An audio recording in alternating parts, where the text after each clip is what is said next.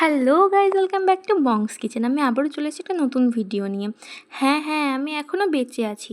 প্রায় 10 বছর ল্যাদ খেয়ে এখন মনে হয়েছে ভিডিও দিতে হবে, না তো বাকিরাও পালিয়ে যাবে যে। সেই জন্য আমি এখন থেকে প্রতিদিন ভিডিও দেওয়ার চেষ্টা করব। অনেক বকবক করে দিলাম, এবার চলো রেসিপি শুরু করা যাক। প্রথমে কড়াইয়ের মধ্যে টমেটো আর পেঁয়াজ দিয়ে সিদ্ধ করে নিলাম, তারপরে মিক্সিং জারে ঢেলে দিলাম।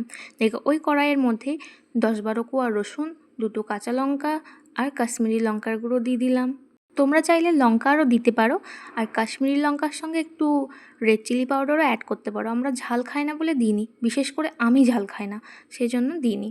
তারপরে মিক্সিং জারে দিয়ে পেস্ট করে নিলাম। দেখো ওই একই কড়াইয়ের মধ্যে গোটা গরম মশলা দিয়ে দিলাম, যেমন এলাচ, লবঙ্গ, দারচিনি আর 1 চামচ গোটা জিরে।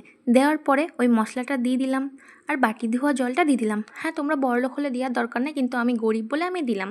তারপরে মশলা দিয়ে দিলাম। মশলার মধ্যে ছিল স্বাদ মতো নুন, চিনি, হলুদ গুঁড়ো, ধনে গুঁড়ো, জিরে গুঁড়ো, ব্যাস এইটুকুই মশলা। তারপরে আমি আগে থেকে জল গরম করে রেখেছিলাম, এখানে কোনো ঠান্ডা জল ইউজ হবে না। আগে যেটা দিয়েছিলাম ওটাও গরম জলই দিয়েছিলাম, আর ওই গরম জলের বাটিতে না মিক্সির ঢাকনা পড়ে গেছিলো। অতটা জল নষ্ট করবো সেজন্য নষ্ট করিনি, কেউ কিন্তু নোংরা ভেবো না।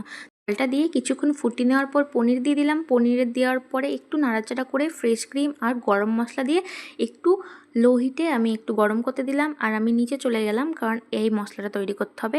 1 চামচ ঘিয়ের মধ্যে রসুন, লঙ্কা কুচি আর কাসুরি মেথি একটু ভেজে নিলাম। দেখে ওই পনিরের মধ্যে দিয়ে দিলাম। তারপরে পনিরটাকে গ্যাস অফ করে দিয়ে 10 মিনিট ঢাকা চাপা দিয়ে রেখে দেবো। আমাদের তৈরি হয়ে গেল রসুনি পনির।